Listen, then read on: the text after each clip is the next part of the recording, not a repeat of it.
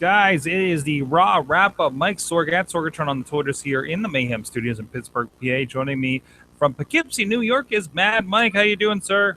Ole, ole, ole, ole, ole, ole, ole, ole, ole. There we go. Hi, that is the song of the night, of course. Very Canadian, which, of course, leads to that song.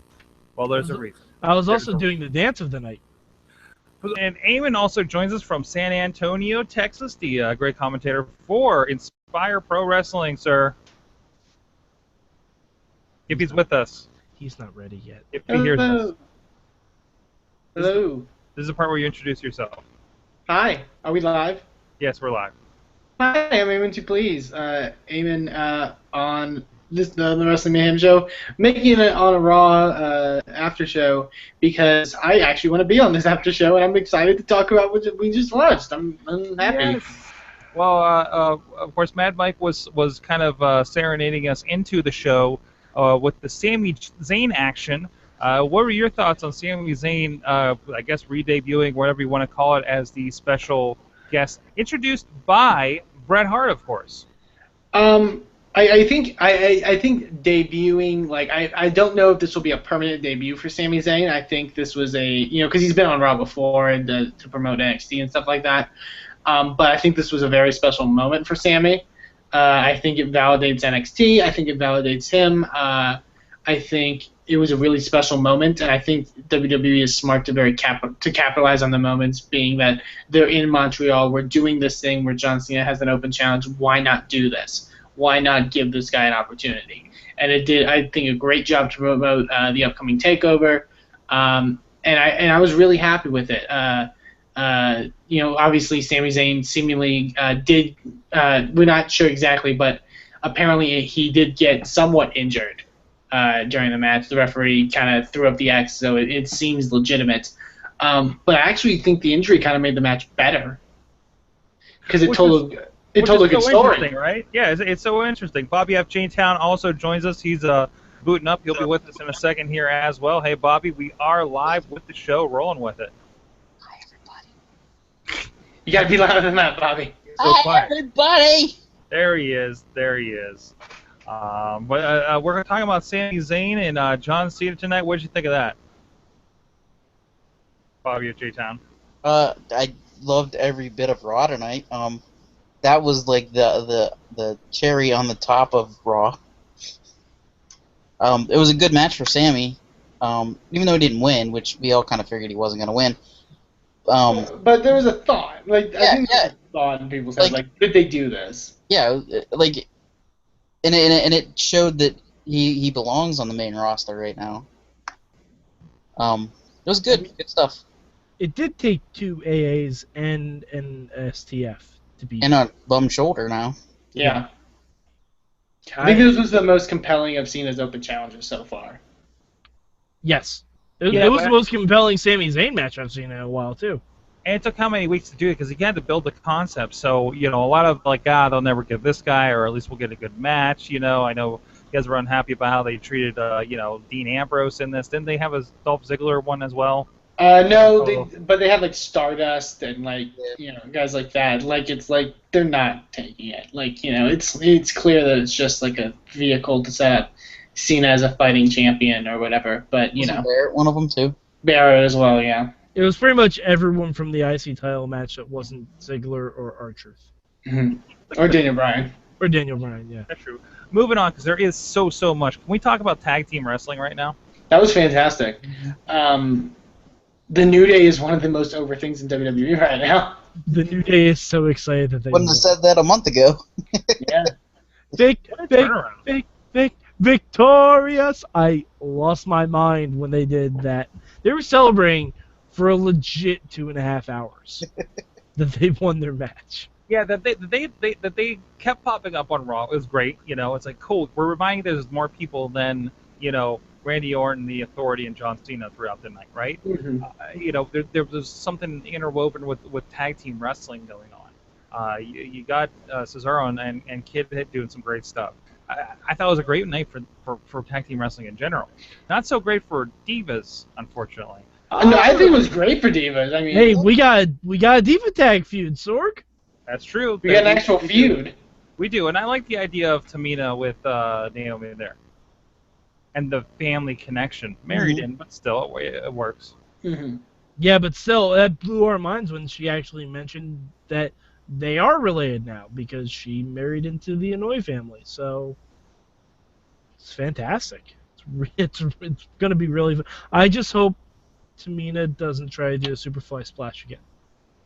Yeah, but it's characters that make sense and are, you know, have motivation and are compelling, and it's a good character. Like it's Naomi's no longer just like, you know, we talked about before, like every heel diva is just like a bitch or is, you know, crazy or whatever. Like they're actually a character. Like it's good, and I'm excited for it. Going back to the tag team wrestling though, real quick, I thought that handicap match was done so well. Mm-hmm.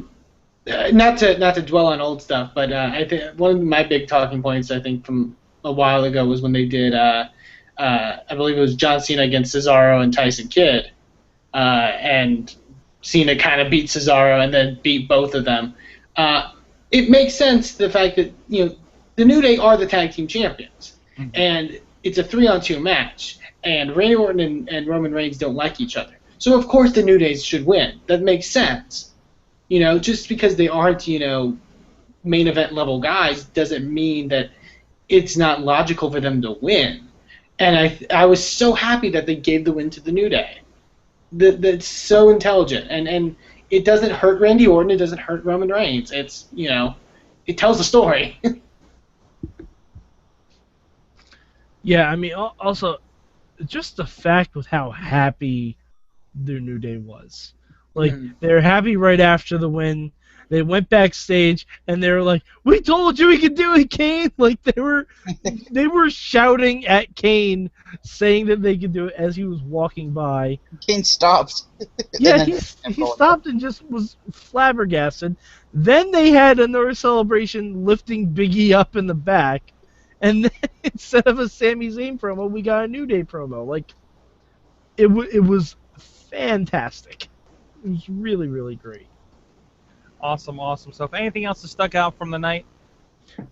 Bellkeeper is my new favorite word. Bellkeeper? The Bellkeeper.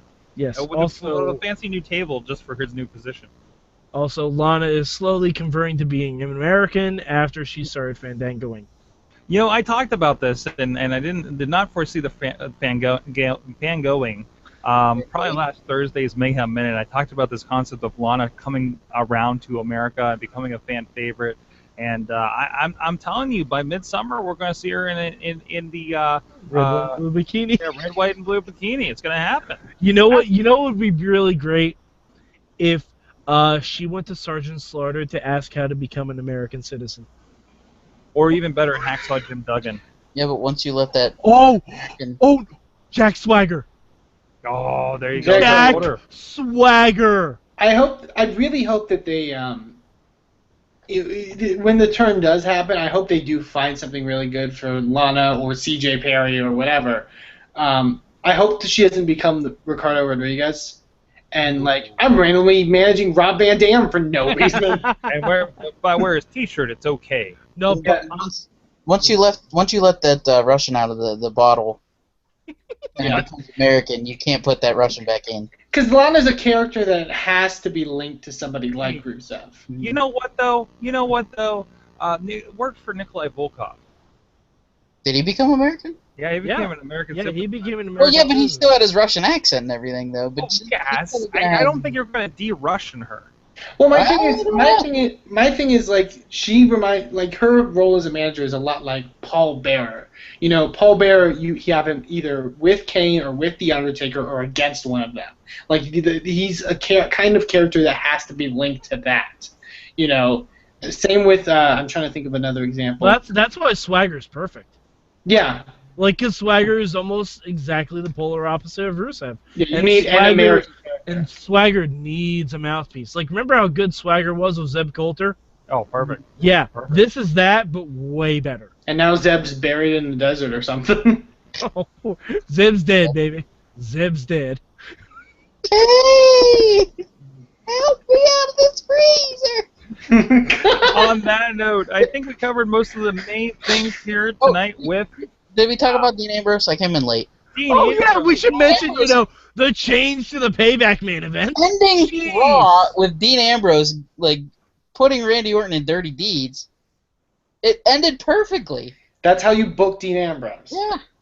The whole night, like, he wasn't too comedy. Like, he did little things in the match with Seth Rollins, but he wasn't like, I'm a goofy guy. You Like, mean like shaking the referee's hand? Yeah, that was funny. The best but it thing. works. Like, Yes. that kind of stuff works. Not him, like, no offense, because it's funny because it was weird, but, like, him coming out with a hot dog cart for no reason. Like, like, I liked that I enjoyed that. this stuff, like, in the match, like, is what I like about Dean Ambrose. Well, he just wants to get on that wall. He Yeah, just wants to get on that wall, you guys. The championship wall. Get on a bigger wall now. He's gonna be the first guy. on the Breaking wall. news via Periscope. It is Pat Patterson Appreciation Night. Yay. It's tonight. always Pat Patterson appreciating it when they go to Montreal. I was gonna say, is that why they were? And they're celebrating with a view of somebody's feet. Wait, there's Dean Ambrose. What? It's, I don't know what's going on. They're backstage. There's Triple H going on, and I just closed it. I was gonna say that view should of, be on the network. I was gonna say view of somebody's feet. Is Tony Atlas on Periscope? No. Tony Atlas found Lana. Oh God! Oh God! Yeah, Oh. Triple H is periscoping right now, so I wonder. I guess it maybe had another match or something that we're live. I'm sure we're breaking some kind of rule at this Wait, point. Triple H Look was how there hard- tonight? Yeah, well, of course Triple H. Triple H is always there, regardless of what they say. I bet I would Triple H think. was running the show tonight. It really does feel like it, doesn't it? It felt like a 3-hour-long NXT. I am Google Hangouting a periscope from Raw in Montreal right now. I don't have Meerkat on my How phone. super Sorry. meta is this? So if I meerkat the periscope of the thing, yeah, that If you meerkat the periscope of the Google Hangout. Don't forget to tout about it. On the For sure. grinder.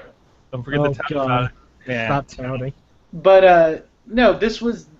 I tweeted this. This was the best Raw since the days of the 6-man tags on Raw, where we knew we were getting good matches every week.